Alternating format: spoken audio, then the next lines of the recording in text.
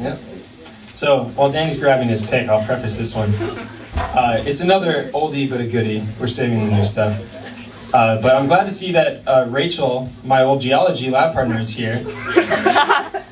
Because, well, she wasn't actually the inspiration for this song. It was more like she was in the class that sort of had an influence on the inspiration of this song. But it's so cool that she's here. I like you. Yeah, but so anyways, last fall, I took a geology class, and I actually fought really hard to get into it, so I wanted to do really well. And one of the things that I did was I started sending articles back and forth. You actually don't know this. I started sending articles back and forth. Whoa, the story is changing. I know. To the professor, trying to make him think that I was really interested in geology. So like, if something would pop up in, you know, National Geographic or whatever, I would forward it to him. And then, see, I do like geology. Yeah, and then this professor, who will remain unnamed, but you geofolk might know him, would send me emails back with like 15 exclamation points. So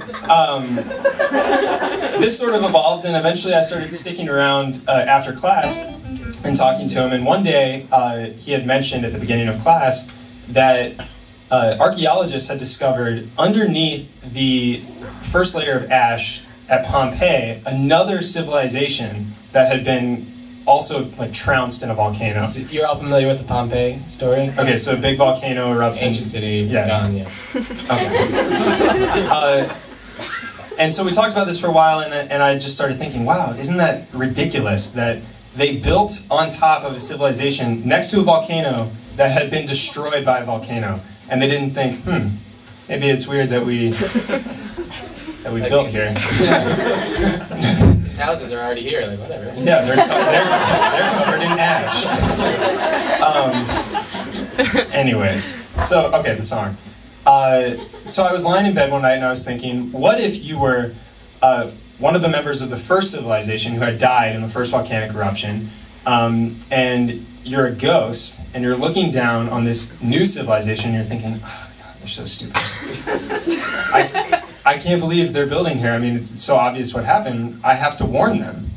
And you are suddenly filled with this sense of purpose. And after 2,000 years of just looking at the, the ash houses that have been there.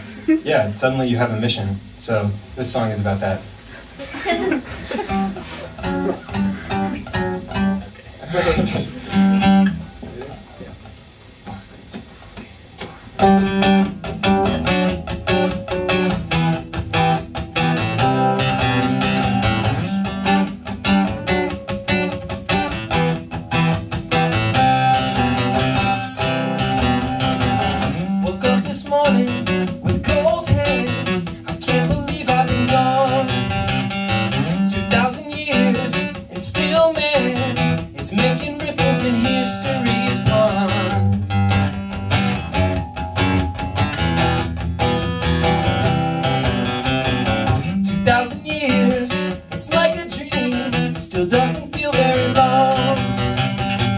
I was here, but now it seems the mission inside of me is strong. Too many times to make myself known. These people rebuild on volcanic stone. I've gotta warn them and I've gotta do it alone. Pompeii, no way. Gonna be a hero today.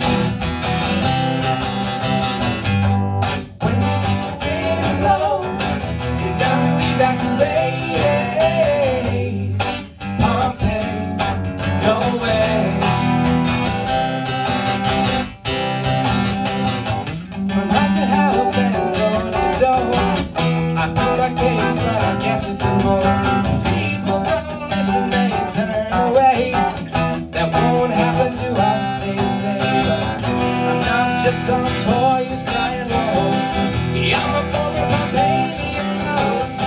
They gotta move it or they're gonna be killing themselves.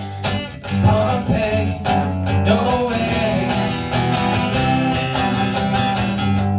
Gonna be a hero today. When you hear the wind blow, it's time to evacuate. Pompeii,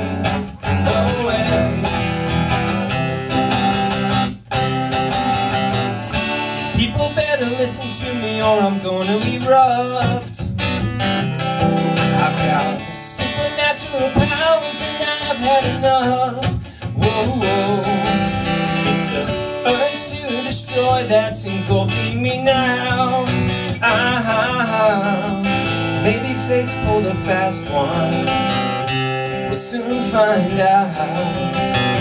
Then they'll know that they've messed with the wrong boy who's been petrified for 2,000 years in volcanic ash and debris.